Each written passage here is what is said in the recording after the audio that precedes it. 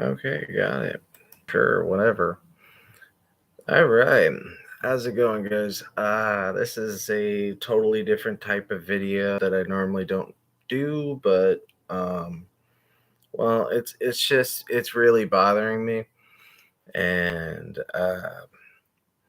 it's become apparent that due to the anniversary of Waco and with a certain moron going out there and it brought a lot of attention to the Waco situation, and a lot of people are checking in on it. I noticed that it seems to be one of the most researched thing on YouTube today, or one of the most searched topics today. And although no one on our show is ever going to say that we stand with David Koresh in any way. But when you think of these horrible things, you can't help but think about Ruby Ridge. You can't help but think about Jonestown. And when certain prophetic, um, schemers end up creating some false utopia, and it normally generates around family and religion, and then it goes way too far into the depths of um, zealots and bigotry. And so with all the people looking up the situation in Waco, Texas, you have to simply keep in mind one very important factor, and that was that there men, women, and children died that day, and it was completely avoidable, and it could have been avoided at all costs. It never had to happen. Situations like that, Ruby Ridge, Jonestown. There's also a false representation that in Jonestown, 900 people went off and killed themselves, and that's not the case.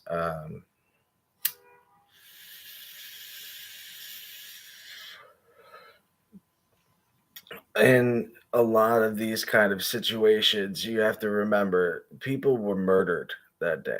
You know, um, as much as anyone wants to tell you that this all could have been avoided without the religious zealotry and all that, yes, it could have, but it was pushed to an extent where people felt they had no choice but to fight back.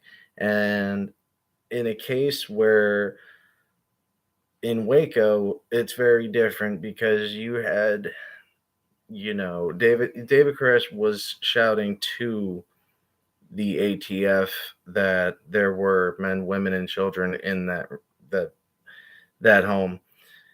And when they had kept all those cameras away from the compound, and they wanted um, a certain distance that all cameras had to remain for that period of time, it was because they were using military grade weaponry on American soil, and that should never take place ever. Um, the fact that it did, and the fact that no one took any real responsibility for it, the ATF had never fully claimed responsibility. Apologies have been made, but they're always completely ill intent. There's a complete ill intent to it. There's a lack of sincerity into it, because no, it's an apology without claiming fault, and an apology without claiming fault is like a congratulations that you never hear. It's pointless, you know. So again, nobody would ever say that we stand with David Koresh and the way that he acted and the way that he conducted himself and the way that he had his followers conduct themselves.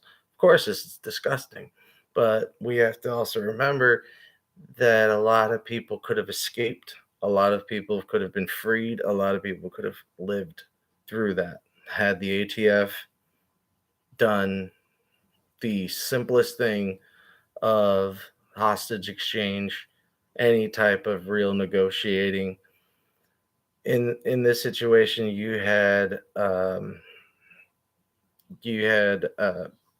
fire meeting protest, and then fire meeting fire, and then finally big fire versus very very little fire, and then an extreme loss of life. And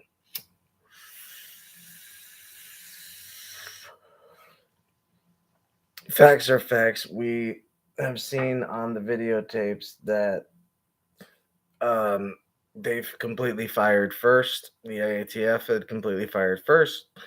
It's kind of hard to explain how to escape from a military surrounded area where if you step out even to put your hands up and ask for help, you would be shot down just for coming out. And that was proven on the tape.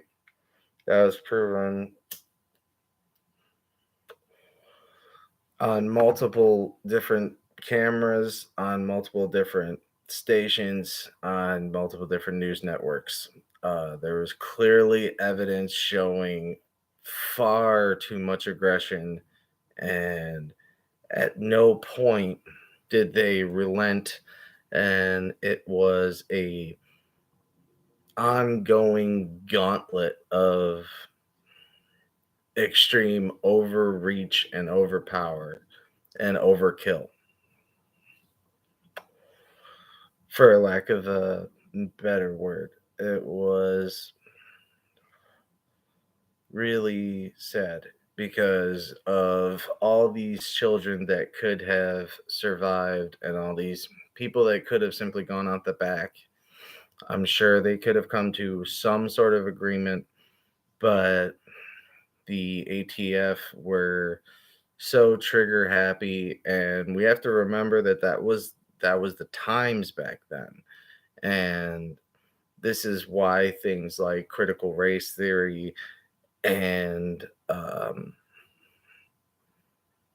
this is why these things are actually important, and studying actual history rather than how it should look or how it should have been. That's not how things are, and history should represent truth, and that's the truth of it. People were killed that completely n- never got a chance to salvage their lives. And that was all due to a government that was far too, um, I guess, filled with such hubris and untouchability that they had the confidence to do things like this. But I think hopefully within the future, since history is no longer being written by so many or so few, and there's so many angles of history now because we have so many cell phones and we are always trying to film and we're always trying to capture what's going on. I think that really is a deterrent for any further situations that can happen that could be completely avoided. It is our jobs as human beings to stop murders from happening. Now, in the Ruby Ridge case, that was not necessarily the same because in this case, you had a supposed Nazi family, which I don't believe any child can ever be a Nazi because that's that's an ideology that you have to learn. It's not something that you can be born with. I don't believe. that's true at all. That's ideology. So, in the case of Ruby Ridge and the Weaver family, you had a guy that was a Green Beret that was far too into Christianity, and um, the times back then, the news was even worse than it is today when it comes down to trying to show you the worst in humankind. You didn't get as much censored news, especially when it was live. And so there was a lot more fear mongering than, you know, than political fear mongering. There was more of fear mongering in your neighborhood.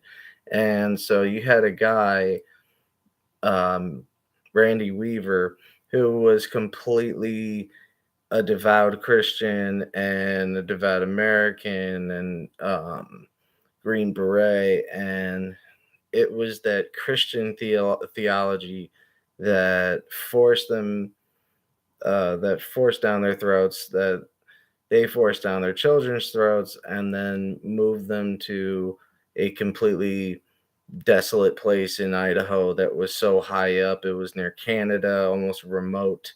And the fact that he was next to a bunch of Aryan Nation freaks that basically came over, and due to their kindness and treating him good because he was a white guy, they um, kind of indoctrinated him into that theology, and then they got even further down that kind of rabbit hole, and that was the stranglehold that the media and the Judeo-Christian belief really had on the nation at that time.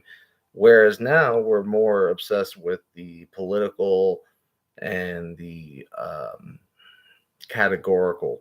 And back then, it was more blood and guts on the news, and the world's ending all the time. And if you were watching late night news, you would have seen that all the time. And again, they didn't blur out as nearly as much, so you saw a lot of, if it was war, you saw the blood, you saw the victims. If it was a massacre, you saw, again, especially if it was live, you heard the cursing, you saw what was happening. It was live news, it was real. And it was real, but it was amplified to 1,000, so people thought it was happening everywhere, and that's not the case.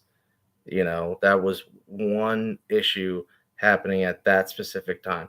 But again, with this stranglehold of, the basic media and the white conservatives fearing this, they're losing their grip on the country, which is a generational fear anyway, to any kind of like family that's been brought up bigoted. They seem to always have a generational thing where they think the world's gonna fucking end. Um, and that, again, that comes to theology and being indoctrinated into theology. And so here is another case where, yeah, the dad was a gun nut and, indoctrinated into this Nazi bullshit, um, that he believed. But that doesn't mean his daughter believed it. That doesn't mean his youngest daughter believed it. And just because Randy and his wife were freaks, never means children are. And so, um, yeah, when watching a certain late night TV show, there was a joke made about Waco and that Trump would stand with David Koresh, and that Trump sycophants are. He equivalated to Trump sycophants to um, Waco. And I mean, that's very tone deaf. I don't think that's funny. I think it's just extremely tone deaf. and stupid because it's not based on any reality or fact. So yeah, that was a really bad joke. And the fact that there are still people that think like that is why that joke, it didn't land necessarily, but there were a few laughs then, and that still bothers me because that means there's, 2 out of 20 that still think in this um idiotic textbook way that simply is always debunked, outdated, and irrelevant, if not completely false. Uh, a perfect example of that would be reading about the Gulf of Tonkin incident. And you wouldn't, if you had just read a textbook, you wouldn't have known that the Gulf of Tonkin was a false flag and was actually finally released in FOIA acts to have been proven false, and that it was all based on a lie. So again, truth always finds its way, and to perpetuate this complete inaccuracy towards history is embarrassing to not only the comic but to comedy in itself, because comedy always has a certain element of truth to it, and there was absolutely none to that. And seeing as how many people are looking up the situation, it's good that people are learning about it. I just hope you learn from the right side of history. Okay, remember that they were firing literally fireballs into this home, basically. I understand that there were men shooting on one side, yes, but those children were not near where some men were shooting. And there were plenty of areas that were not being shot at that were completely leveled and taken over by the ATF. And to this day, I've never heard them tell the absolute truth, even though it's absolutely out there and you can see it. So, yeah, just wanted to take a few minutes of your time to talk about that. And that's why the situation is relevant now. And that's why it's important that you understand it from its proper perspective and from the right side of history.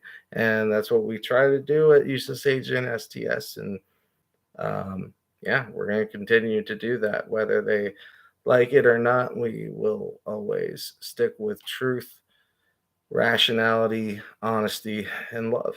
So, yeah, that's never going to end. So, love you guys. Hope you watch this. Stay free, stay safe. Most of all, stay cheesy. And I'll see you on the other side, guys.